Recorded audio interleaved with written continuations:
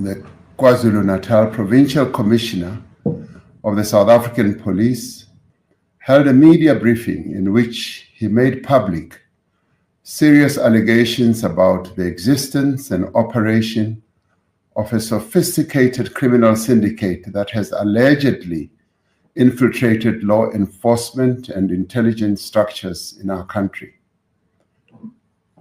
Lieutenant Mkhwanazi alleged that the Minister of Police allegedly interfered with sensitive police investigations and colluded with business people, including a murder accused, to disband the political killings task team based in KwaZulu-Natal.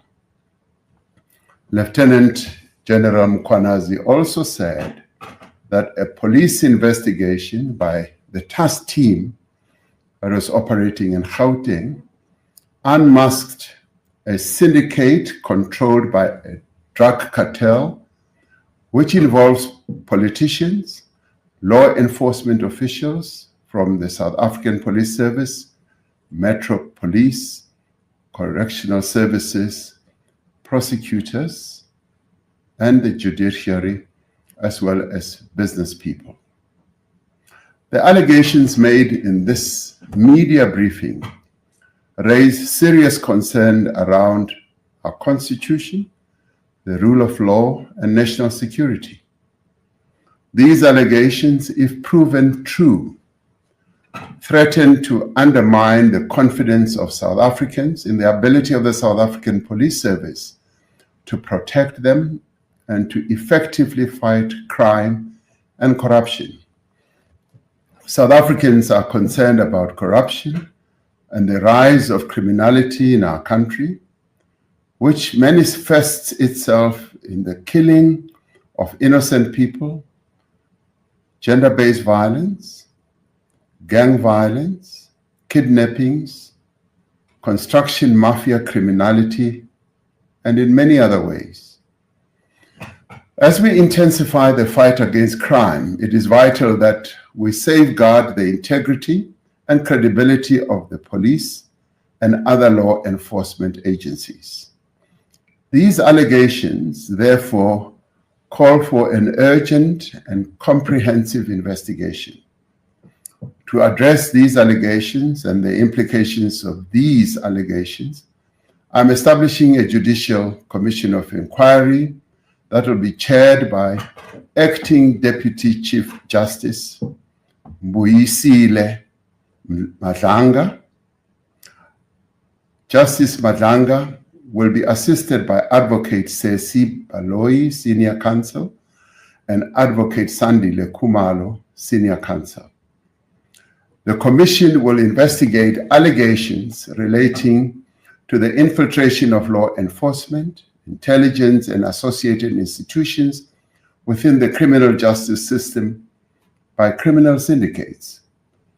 Among the allegations that the Commission may investigate are the facilitation of organized crime, suppression or manipulation of investigations, inducement into criminal actions by law enforcement leadership, commission of any other criminal offenses, and intimidation, victimization or targeted removal of whistleblowers or officials that are resisting criminal influence. The Commission will investigate the role of current or former senior officials in certain institutions who may have aided or abetted the alleged criminal activity, or failed to act on credible intelligence or internal warnings, or benefited financially or politically from a syndicate's operations. These institutions are the South African Police Service, the National Prosecuting Authority, State Security Agency, the Judiciary and the Magistracy, and the Metropolitan Police Departments of Johannesburg, Ekurhuleni, and Tshwane. The Commission will also investigate whether any members of the National Executive responsible for the criminal justice system were complicit, aided and abetted or participated in the acts mentioned above.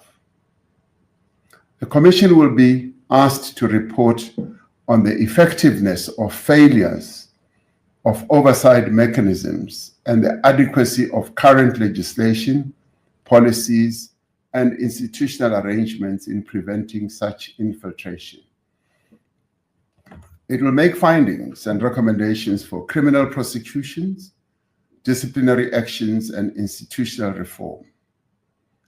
Once established, the Commission shall consider prima facie evidence relating to the involvement of individuals who are currently employed within law enforcement or intelligence agencies.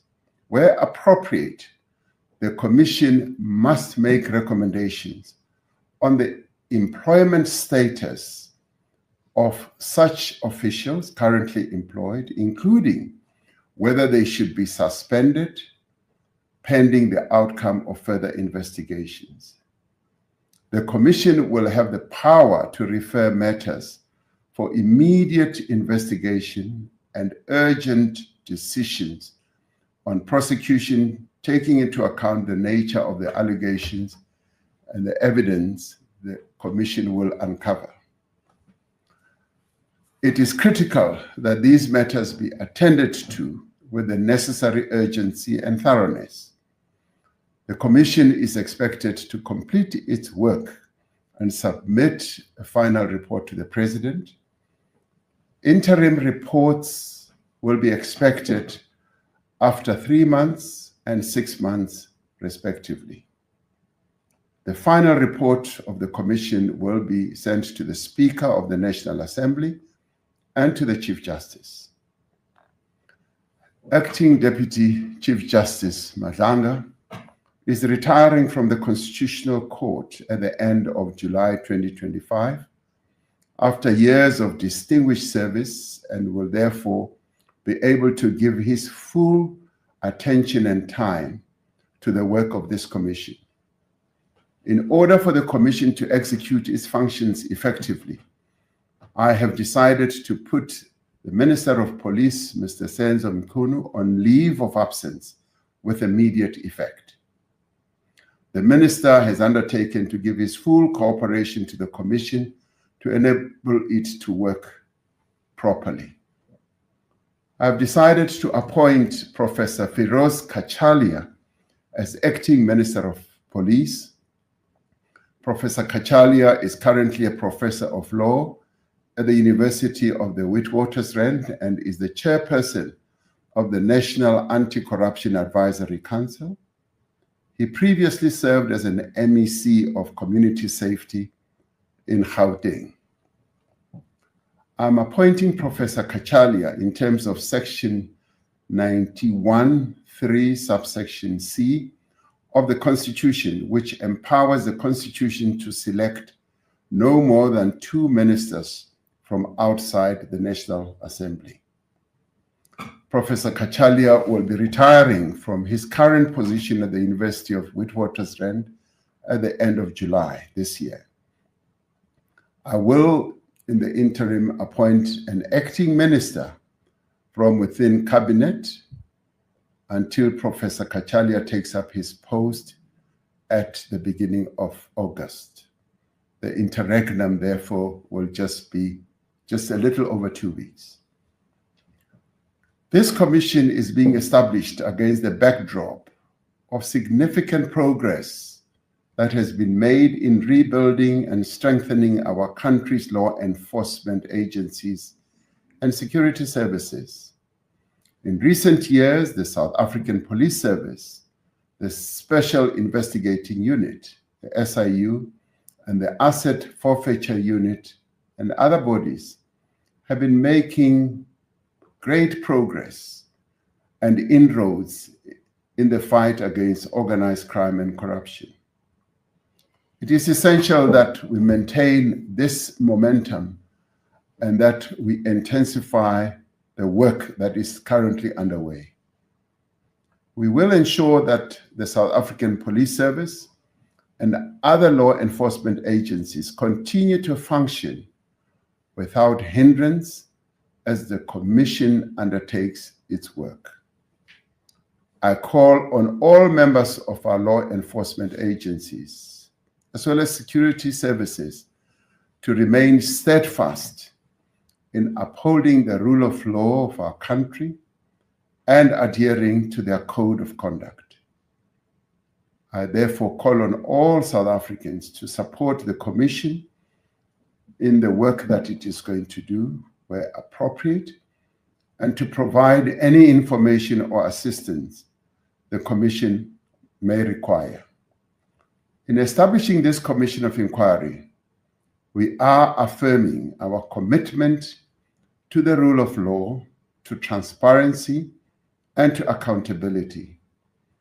And we are also enhancing the work that is underway to build a South Africa in which all our people are safe and secure. I thank you.